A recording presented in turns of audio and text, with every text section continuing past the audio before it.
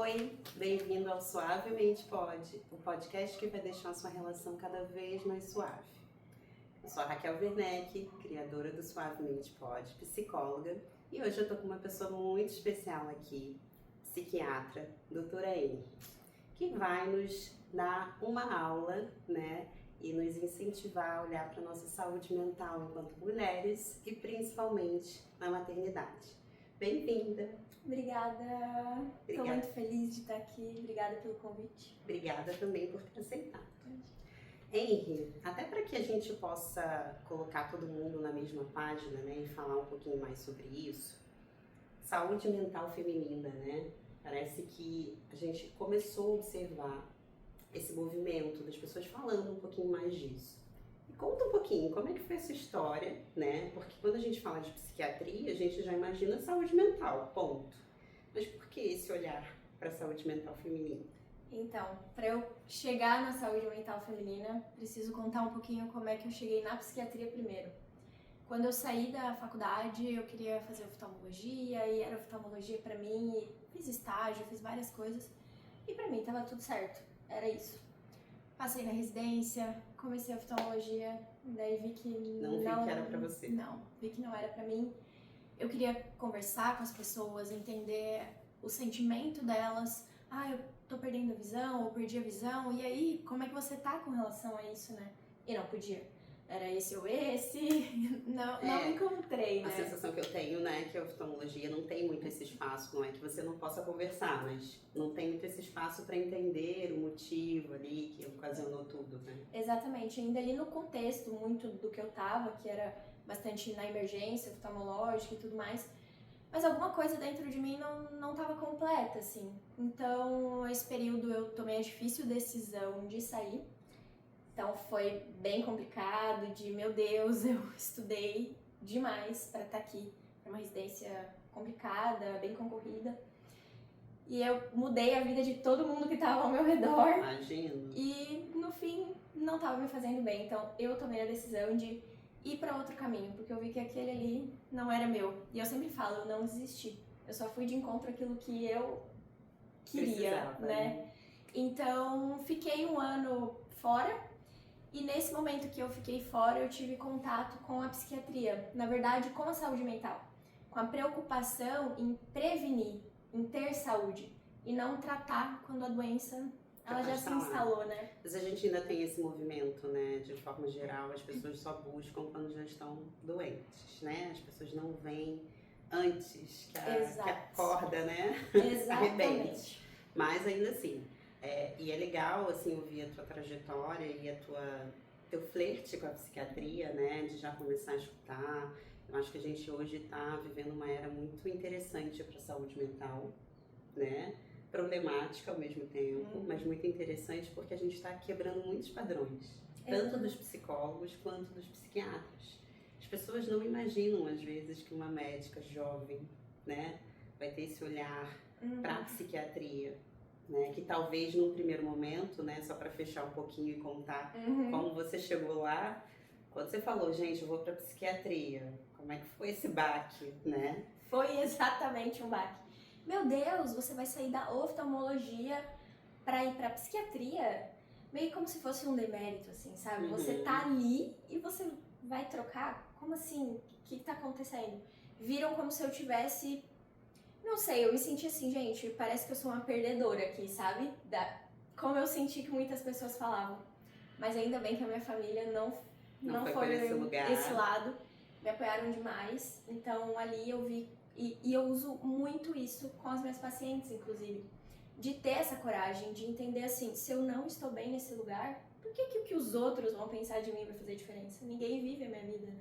Sim. Então foi Que difícil. você veio pra psiquiatria, né, gente? Aí, pra gente ter essa musa aí na saúde mental. Aí a psiquiatria veio, passei na residência, e aí foram 3 anos. E como você falou em um episódio seu que, né, a psicologia e você se paqueraram e aí você, né, ela te encontrou. Acho que a psiquiatria e a psiquiatria da mulher na minha vida foram um pouquinho assim, não era o que eu tava buscando, né, acho que a gente foi de encontro. Durante a residência, né, no nosso último ano, no terceiro ano de residência, a gente teve um ambulatório só de saúde mental da mulher. Eu tenho 2 professoras, assim, que são inspirações. Tem professoras que inspiram, né? E elas são especialistas, assim, né? Elas focam também os atendimentos delas nessa área. Então começou ali com aquela coisa, o mundo da mulher é uma coisa à parte. A gente acha que não, a gestante, gente, é muita coisa que acontece. Muita coisa. É realmente um mundo à parte. E durante esse 3º ano de residência, eu fiz um estágio fora e eu acompanhei uma das maiores referências mundiais, assim, em saúde da mulher, lá no Canadá. E aí, ali, assim, fez aquela pontinha, sabe? Uhum. E aí, fiquei nisso, me formei, comecei a atender. Tive muita demanda de mulheres em diversas fases da vida, gestantes também. Aí, dentro de mim, eu senti assim, meu Deus, eu preciso focar nisso e ser o melhor realmente que eu consegui ser para ajudar essas mulheres. Porque não é um lugar que elas têm muita fala, né? Sim. Nem na sociedade, e às vezes nem já vai para esse lugar que é mimimi, que é desvalorizado mesmo, né? Que não é sentimento, que não é emoção, que pode não ser psiquiátrico, né? Exatamente. Quantas vezes a gente não é chamada de louca à toa, enquanto mulher? Então, é complicado mesmo. E que bom, né? Que bom que deu certo. E agora você tá aí olhando para essa saúde mental feminina. Então, bora começar oficialmente esse episódio. O episódio de hoje a gente vai falar sobre a saúde mental feminina e principalmente nesse universo da maternidade. Afinal, estamos no mês das mães. E eu, como mãe, mulher, tinha que trazer alguém para falar sobre isso e vou aproveitar esse espaço para a gente fazer aquelas perguntas que todo mundo quer saber. E aí a gente estava falando um pouco, né, desse lugar que a gente tem enquanto mulher, Henry, de às vezes já ser taxada como louca, que é TPM, que é mimimi. E aí quando vem a maternidade, né, é um turbilhão de sentimentos, de preocupação. E eu queria te ouvir, assim, como que a gente pode entender que isso afeta de fato a saúde mental? Porque assim, só o fato, e é real, né, não sei... Mas eu, pelo menos com as amigas que eu conversei e que passaram por isso, quando a gente olha ali o teste positivo, grávida, já é uma loucura, um looping na nossa cabeça. A sensação que a gente está descendo uma montanha-russa. Então, assim, como que a gente percebe, assim, que isso pode atravessar a nossa saúde mental? A maternidade, ela é uma das maiores transformações que a mulher pode viver. Então, as oscilações hormonais, assumir um papel de mãe, quando você vê aquilo ali, já começa ali. Né? Começa ali. Assumir o papel de mãe, a amamentação, a privação do sono, a mudança, a transformação na dinâmica do relacionamento. Sim. Né? Que muda. Os novos aprendizados com relação ao bebê. A questão também da incerteza, da insegurança do que esse período vai influenciar na vida profissional dessa mulher. A mudança na imagem corporal. Então, assim, é um período que exige um esforço de adaptação muito grande. Então, não é de se surpreender, assim, não surpreende que a mulher ela possa passar por diversas questões de saúde mental nessa fase. E às vezes é importante falar, às vezes você já tem questões de saúde mental e só potencializa com a gravidez, né? Com certeza, exatamente. Um dos principais ali é um fator de risco, é esse histórico prévio de transtornos mentais. Uhum. Então, com certeza... Sim. E aí tem um lugar, né, que a maternidade, ela é muito... A gente pode usar até o termo mito, mas ela é muito romantizada também. E a gente fica nesse lugar de que você se torna mãe e que vai ser instintivo. Sim. É um processo natural, tanto que a gente também tem um grupo de mulheres que não querem ter filho, que acham que não é para elas, mas como a gente está falando especificamente da maternidade, para quem optou por isso, né? Fora aquelas mães que às vezes acontece sem querer, né? Então, como, né, que a gente pode, para essa mãe que às vezes se sente um pouco frustrada com esse instinto que não vem, né, essa romantização, como que ela pode cuidar da saúde mental dela quando ela percebe que algum ponto dessa maternidade que vendem pra gente não acontece? É que essa ideia, assim, da maternidade, que ela vem naturalmente, ela pode ser muito cruel. Porque é exatamente isso. Hoje parece que o modelo de maternidade essa maternidade que a mulher, ela é a única responsável pela criação desse filho, de que ela precisa ter, já é como se fosse regras que já estão, como eu vou dizer, impostas, de como maternar, né, de como ser mãe, e de que só sentimentos adequados nessa fase, né, tipo respeito, felicidade, como se assim, nasceu uma mãe, a felicidade tá ali junto brotou, né, e não é assim, né, esse padrão que é colocado não dá espaço para outros sentimentos que a gente sabe que existe. Então aquela mãe que está tendo dificuldade para se adaptar à nova rotina, para o vínculo com o bebê, na amamentação, ela sente sem espaço e ela sente que ela tá errada. Você sabe que quando você fala isso, vou até compartilhar aqui com quem estiver escutando a gente. Eu enjoei até o 4º mês e meio. Eu perdi 7 quilos no primeiro trimestre, de tanto que eu só passava mal. Então, eu lembro de uma amiga minha me questionando, mas Raquel, você tá curtindo a sua gravidez? Aí, pra piorar a minha situação, eu fiquei grávida na pandemia. Ou seja, quando eu comecei a não vomitar, eu não podia sair. Né? Eu não podia... Ninguém me viu, ninguém passou muito a mão na minha barriga, aquelas coisas, né? E aí a gente fala de um lugar que cada um vai ter uma particularidade, porque assim, nem toda mulher gosta da barriga, da sensação, o próprio enjoo, né? De você estar ali. Eu lembro que eu acordava já, não era nada que eu comia, eu sentia o cheiro. Cheiro de alho do arroz, gente, só de pensar hoje, ó como eu sobrevivi. E além disso, toda a emoção, o meio, por exemplo, comigo eu estava no meio da pandemia, vão ter mulheres que vão estar em outras situações, às vezes, né, o casamento, o ambiente de trabalho, e aí você falou da amamentação, você sabe que todo mundo, às vezes, fica nessa expectativa do parto, né? Eu fui eu me preparei muito para o parto, e esqueci um pouco dessa tal da amamentação. Chegou na hora, pra mim não foi uma experiência legal. Amamentei até 8 meses e meio, só que eu não gostava. E eu demorei muito para conseguir verbalizar isso, porque era imposto que amamentar era quase um milkshake, né, do Bob's. Um ovo maltine, delícia. Era chato, porque assim, te priva. E eu acho que é legal a gente, enquanto mulher, falar sobre isso. Exatamente. Vão ter mães de mulheres que vão super amar amamentar e tá tudo bem. Mas eu não gostava. Fora a dependência emocional do bebê. Qualquer coisa que meu filho chorava, vê se não é peito. Aí você não pode mais usar uma roupa. E é importante a gente falar sobre isso, porque eu, por exemplo, tinha outros momentos que pra mim eram muito mais leves, o banho, ou a papinha, quando começou a introdução alimentar, mas a amamentação pra mim era algo difícil, sabe? E que é imposto. Exato. Se eu você ficava não... me sentindo uma mãe ruim quando eu falava, gente, eu não gosto de amamentar, não.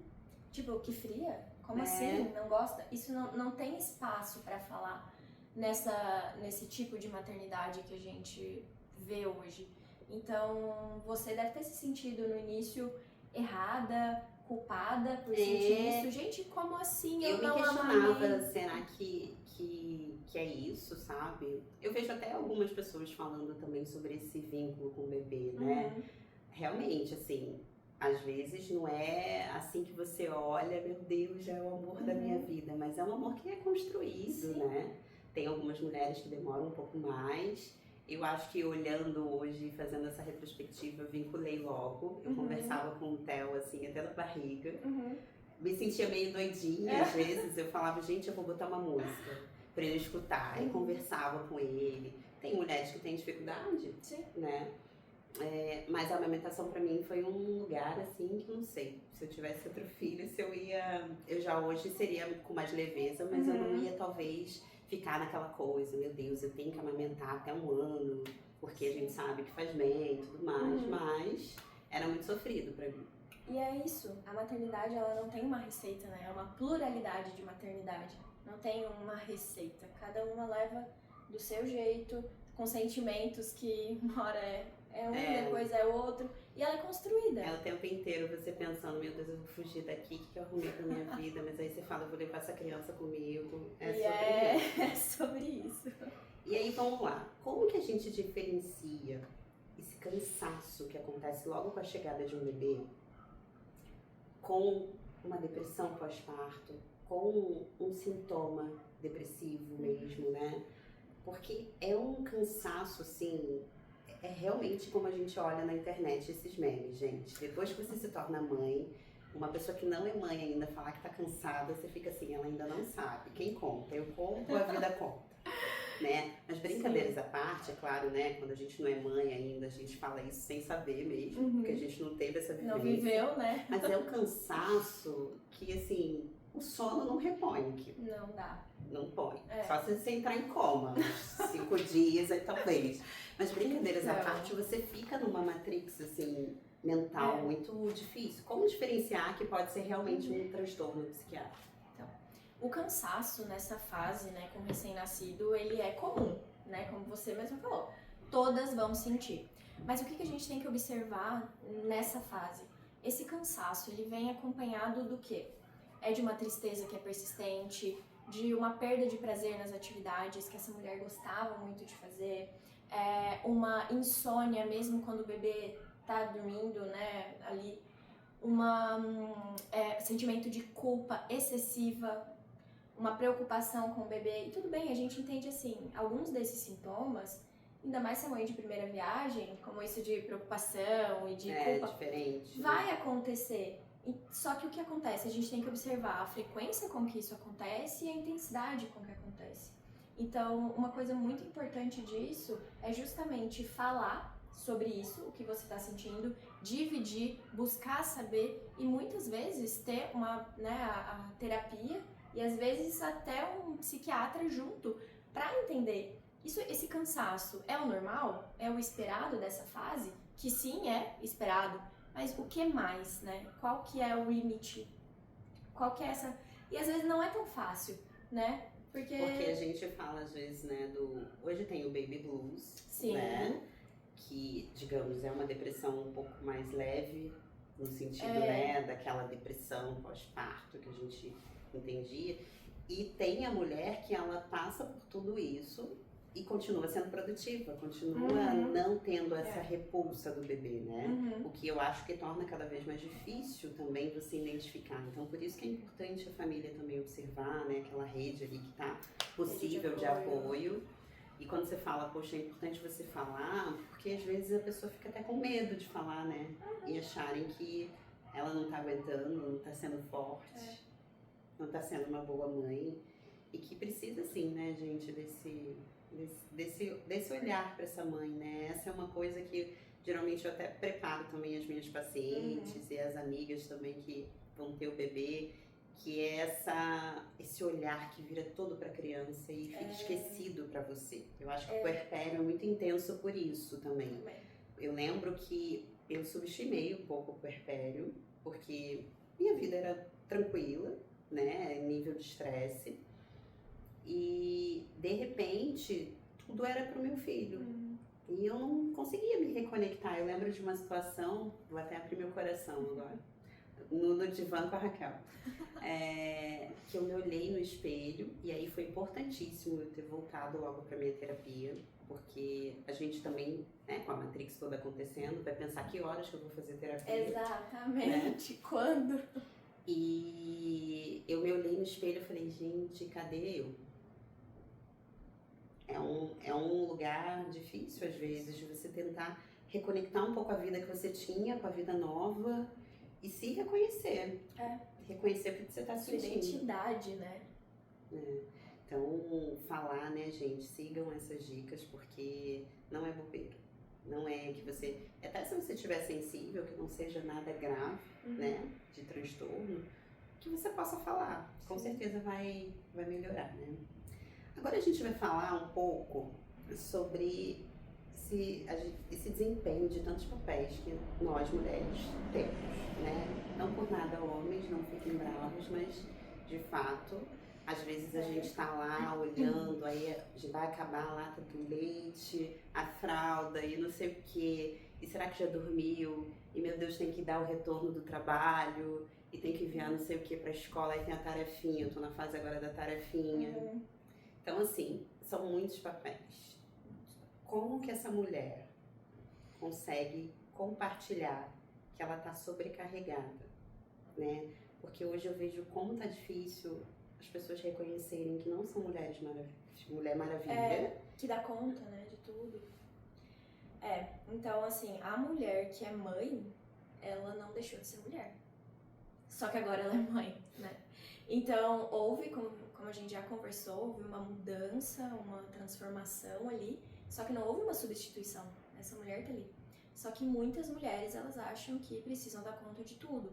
Tudo é o trabalho, tudo é o relacionamento, tudo é o filho, a casa, dar conta de si mesma. Então, assim, isso gera uma carga muito grande, né? E se isso não é compartilhado, isso vai gerar uma exaustão mental. E isso reforça ali um sentimento de insuficiência. Como se ela estivesse sempre falhando. Mas, na verdade, ela só tá sobrecarregada demais. E aí, pegando esse gancho, essa carga invisível, né? Quando uma mulher tá com muita sobrecarga, às vezes eu até converso com isso quando eu recebo um psiquiatra aqui no podcast.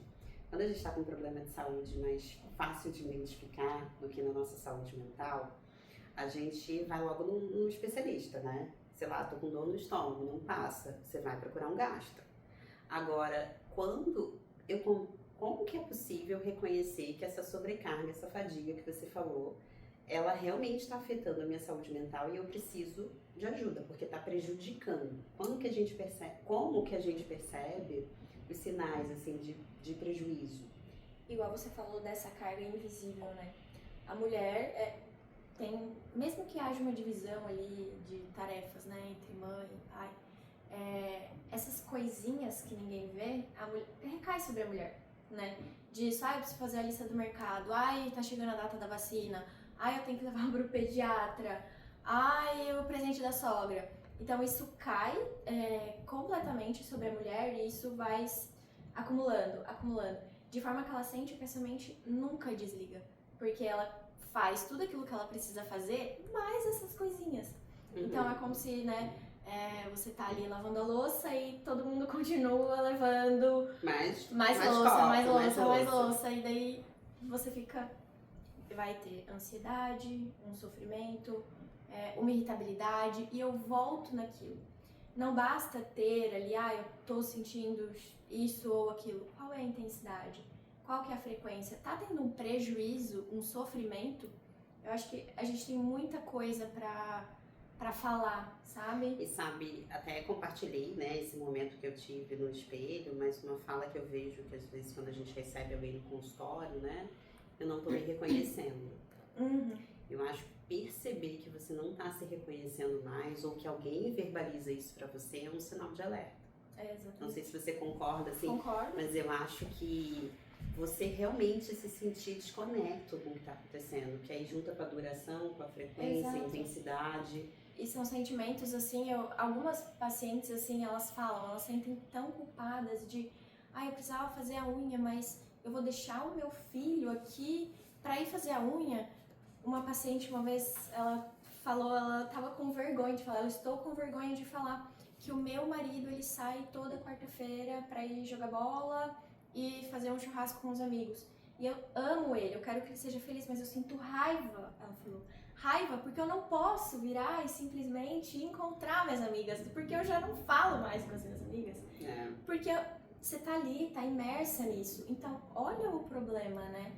E tem esse lugar, né? Eu acho que quando vem a chegada de um bebê, a gente acaba sendo atravessada um pouco por esse universo, como se a gente entrasse num universo paralelo, porque é muita dependência mesmo. Às vezes até aquele parceiro quer ajudar, mas a criança precisa, às vezes, estar ali com a mãe, ficar no colo da mãe.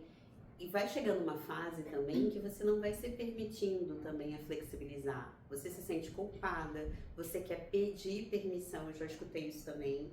Eu posso ir à academia agora? Que você tá em casa?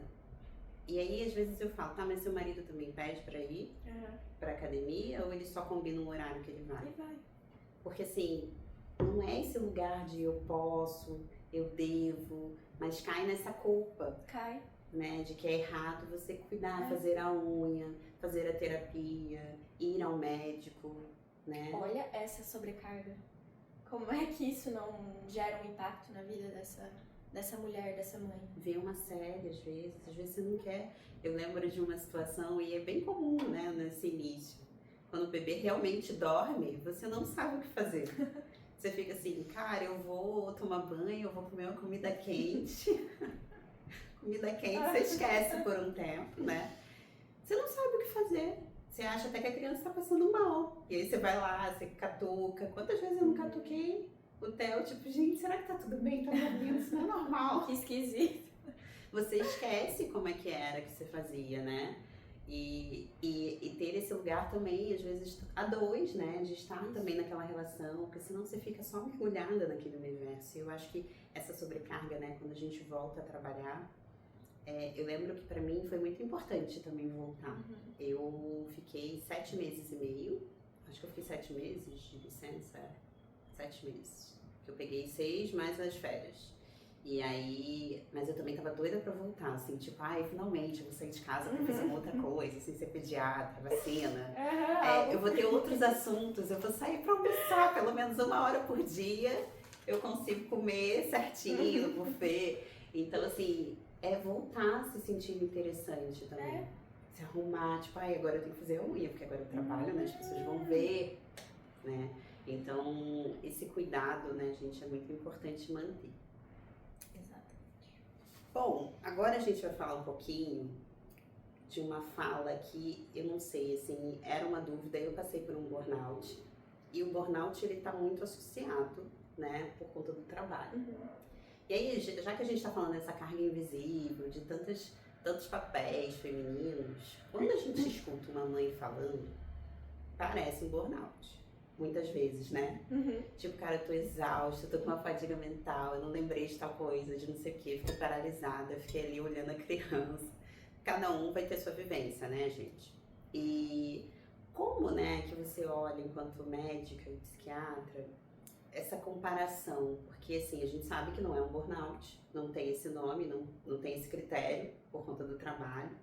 Mas como não também validar, né, esse trabalho da maternidade? Pergunta difícil agora eu fiz, eu acho.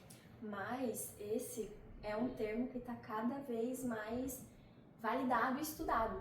O burnout materno, o burnout parental. Porque, então, o burnout ele é um estado de exaustão emocional, física e mental, que as mães, vivido pelas mães, nesse caso, né, vamos falar, então, vivido pelas mães devido a uma sobrecarga. E essa pressão social de hoje que a gente tem sobre a maternidade perfeita, ela contribui para isso. Então, o que se tem, né, dessa situação do burnout? Tem 4 pilares, mais ou menos, que é basicamente, a gente já falou de praticamente todos, mas é um quadro de exaustão. A mãe tem essa sensação de estar drenada, de não conseguir fazer planos, de se organizar, simplesmente drenada, né? Então, exaustão.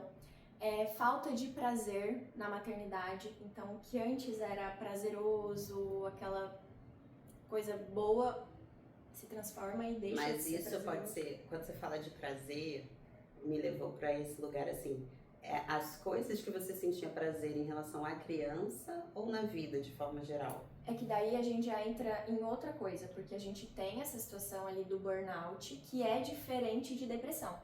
E se a gente tá falando mais de uma coisa relacionada a um burnout, é da maternidade. Entendi. Ali tá relacionado ao maternar, né? E uma depressão vai ser de diversos aspectos da vida. Então, tem algumas diferenças e essa é uma delas, tá? Então, tem a exaustão, a questão da perda do prazer e o afastamento afetivo. Então, a mãe, ela sente que tá meio que no automático. Ela só vai cumprir aquilo que ela precisa fazer, mas se percebe sem paciência, sem empatia. E também muito uma comparação com a mãe que ela era. Então, fica essa sensação de que ela não tá sendo uma boa mãe. Então, isso é mais comum do que a gente imagina. Ainda mais. E eu fico pensando assim, quando eu tive meu burnout, eu também já era mãe. E é isso, né? Tava ali relacionado ao trabalho, de fato. Mas eu fico pensando também, eu acho que essa exaustão também contribuiu né? Com certeza. Pra eu olhar para o meu trabalho e não conseguir em nenhum pilar ali encontrar uma forma de sair daquela matrix horrível, né? Que é uma exaustão, é uma desconexão, assim. Acho que quando a gente escuta, né? Quando a gente fala desse cansaço, assim, Sim. é algo indescritível. E assim, como que a gente previne isso? Então, a prevenção, prevenção se dá no dia a dia. Então, a gente cuida da saúde mental todos os dias e não só quando tudo desmorona. Então, eu acho que isso tudo vai de encontro ali ao que a gente falou de reconhecer que há um problema. Porque muitas mães, quando elas estão nesse cansaço, o cansaço ele é esperado, mas eu sou mãe, ele acabou de nascer, eu não tô acostumada. Entra nesse piloto automático, né? Automático. Então, é reconhecer e também acolher esse sentimento. Então, assim, primeira coisa, reconhecer que tem algum problema. E que esse cansaço, na verdade, ele não é normal. Você não tem que se cobrar a mais, porque às vezes é isso que ela pensa, né? Eu tô cansada e não tô dando conta, então eu vou fazer mais ainda. E acolher esse sentimento de frustração, de culpa, de tristeza. A rede de apoio, então manter uma rede de apoio é extremamente importante. Não só uma rede de apoio com as pessoas ali, emocional, né? Eu digo, mas também prática. Por exemplo, a mãe que precisa fazer as compras. Não, peraí, olha, eu fui no mercado, comprei pra você. Olha, deixa que eu cuido dele hoje, da teu filho hoje à tarde, pra você poder dormir, pra você tomar seu banho. Eu limpo a casa pra você. E sabe o que eu fiquei pensando? Porque a gente tá falando assim, eu acabei trazendo alguns exemplos, eu tenho um só. Aquela mãe que tem dois, que já tem um mais velhinho, aí vem um recém-nascido, que tipo, na hora que ela ia descansar, o outro, oi mãe, tô aqui, né? Vamos brincar? E é puxado também, e aí muda mais ainda a logística. Eu vejo, né, eu tenho algumas pacientes nessa situação que já começam, que é um trabalho que eu começo a fazer, assim, não deixa nascer para você começar a pedir ajuda pro teu marido, que ele tem que ficar com o mais velhinho ali, já é de agora, e é largar um pouco esse bastão, né? Porque eu acho que a gente cai sem querer querendo nesse lugar, né? De que o outro não vai saber fazer também do jeito que a gente quer, que a gente idealizou que é o correto. Isso é um problema também, quando a gente pensa assim, não, eu não vou pedir ajuda, porque pedir ajuda é um sinal de fraqueza. Eu vou dar conta de tudo. Quando isso vem acompanhado, né, quando essa cobrança ela vem acompanhada de um sofrimento, de um esgotamento, e justamente isso aí que você falou que eu escuto muito, só eu sei fazer. Ninguém vai conseguir fazer Só isso. Eu faço a lavagem. Só eu, sei lá, faço o penteadinho e tal. Exato. Então é um grande problema isso, né? Então, nessa hora que a mulher percebe isso, que eu acho importante ela refletir, não é hora de se cobrar mais, e sim de dividir as responsabilidades. Sim. E eu acho que isso começa já na gestação, sabe, gente? Eu acho que a gente tá falando muito do pós, né? O intuito aqui do podcast é falar para as mães que cada um tem a sua faixa etária. Vai ter mãe que vai estar ouvindo também, que às vezes está na fase da adolescência, que o filho já tá numa outra vibe, né? Não demanda tanto tempo, mas você tem que ficar ali atenta. A gente viu agora a repercussão, né, dessa série Adolescência, que lançaram na Netflix. A gente precisa ficar atento, né, à nossa sociedade atual, aos emojis. Então, outro dia eu recebi uma paciente que falou, tô com medo de te mandar um emoji, vou mandar figurinha, que eu já não sei mais se o emoji significa o que eu penso. Alguma coisa, né? Pois é. Então, assim, a gente tem vivido uma era muito complicada, né? Então, eu não sei em que fase você pode estar ouvindo o podcast, né, que você tá. Às vezes você tá grávida apenas e pensando, meu Deus, achei que eu fui arrumar da minha vida. Esse podcast tá me deixando exausta, né, só de ouvir. Mas é um cuidado, né, começa realmente na gestação, para você não entrar nesse lugar de imposto, né, de que você tem que anular a sua vida para você ser uma boa mãe, que você não pode se cuidar, que você não pode ter momentos de descanso, né? Eu chamo às vezes esses momentinhos de respiros terapêuticos. Isso. Né? Você poder tomar um banho, a gente tem que parar também de se colocar nesse lugar, né? Tipo, alguns erros que eu percebo que eu falava, que hoje eu talvez não falaria mais. Nossa, que luxo, hoje eu consegui lavar o cabelo. Não tem que ser um luxo, tem que ser a minha realidade, né? Isso não é... Eu sei, é mais difícil, porque a gente fica sem tempo. Mas a gente não pode ser refém disso, sabe? Até para ser mais leve. Acho que a gente está com tanta informação hoje em dia que isso até deixa um pouco o cérebro meio bugado, né? Sim. Enquanto mãe, às vezes é mãe de primeira viagem, mas até se fosse sua segunda, terceira, quarta viagem, que você possa ir ressignificando isso. E esse cuidado com a nossa saúde mental feminina realmente é uma sobrecarga, né? Ser mulher. Não é fácil ser mulher no país que a gente vive, por todas as questões sociais que a gente já passou e passa ainda, né? Então, que a gente possa se olhar com mais amor, né? E cuidar mesmo da gente. E perceber quando a gente não tá bem, falar. Deixa lá, eu acho que até hoje, se a gente parar pra pensar, a Mulher Maravilha, ela ia tentar gritar, pegar aquele cinto lá e falar, gente, eu que não tô aguentando, entendeu? Dar conta disso tudo. Para! Mas, e só, né, retomando aquilo que a gente tava falando sobre os sinais e o que fazer com esses sinais, aqui a gente. Então, terapia e psiquiatria. A psicoterapia, ela vai ser uma das ferramentas mais eficazes. E eu digo assim, tanto para a prevenção quanto para o tratamento. Porque nessa fase de não estou entendendo aquilo que está acontecendo comigo, a terapia, ela vai ajudar essa mulher a criar estratégias de enfrentamento que são mais saudáveis, impor os limites, dizer não. Muitas mulheres, aquelas principalmente que têm características de perfeccionismo, elas sofrem muito nessa fase. Muito mesmo. Porque tudo isso que já, a autoexigência da mulher de vou dar conta, sou eu, a mulher que é perfeccionista, isso tudo, ela se exacerba. Então, é extremamente importante esse contato e saber, assim, que o psiquiatra e a psicóloga, a terapia em si, ela não tem que ser uma ferramenta de tratamento, mas sim também de prevenção, né? A gente ainda tem, eu acho que, né, talvez você também tenha esse propósito, até pela tua história, a gente tem essa luta aí, né, de que as pessoas busquem por saúde, não pela doença. Exato. Né? Se talvez você tiver... Eu recebo muito ainda gente que fala, nossa, por que eu demorei tanto?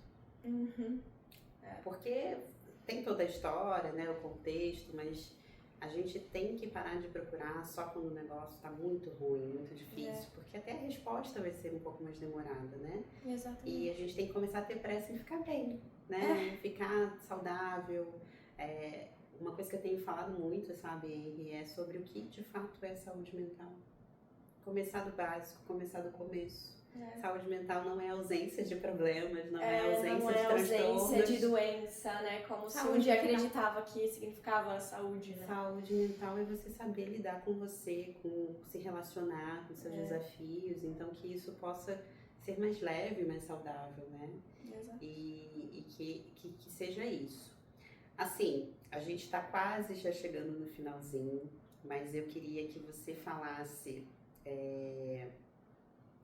Enquanto psiquiatra, né, é uma dúvida que às vezes surge, se alguém estiver grávida, se alguém estiver amamentando, algumas ficam meio preocupadas também nesse lugar, né? Poxa, se eu tiver alguma coisa, se eu tiver que tomar remédio, como é que vai ser isso? Qual é o olhar hoje da psiquiatria? Se você puder falar um pouquinho, até para passar mesmo a informação para as pessoas. Eu gostei muito dessa pergunta, porque é algo que realmente as pessoas acham que tô grávida, tô amamentando, eu não posso tomar remédio. Não é isso.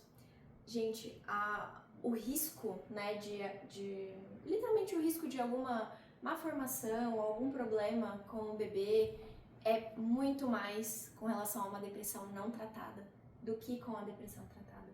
Então, assim, hoje a gente tem muitas possibilidades de tratamento. Não significa isso, estou gestante, vou parar o remédio, não. É muito possível. Porque ainda tem um pessoal que pode ter ficado grávida e tomava medicação, né? Isso. Faziam um tratamento. Então, assim, não são todos, né? É importante eu falar aqui. Pra isso, assim, ó, descobriu que tá grávida ou quer engravidar e tá fazendo uso de alguma medicação, conversa com o teu médico, conversa com o teu psiquiatra. Essa fase, assim, de comunicação entre o psiquiatra e o obstetra também é muito importante. Porque, claro, tem alguns medicamentos que a gente não vai usar. Só que não são todos, né? E assim, a grande maioria tá nessa do que a gente pode usar. Então eu acho que é isso, é orientação. algumas pessoas estão indo no consultório, é engraçado, porque as redes sociais hoje, né, elas aproximam a gente de pessoas que a gente nunca chegaria se não tivesse. E aí, justamente por um vídeo que eu postei sobre isso, foi semana passada, inclusive, ela falou assim, eu quero fazer o meu planejamento gestacional. Porque eu tô em uso de tal medicação e eu quero saber se eu posso continuar, se eu não posso. Aí isso foi tão legal, porque ela foi ali, ela estava estável, não na hora de trocar, de tirar a medicação.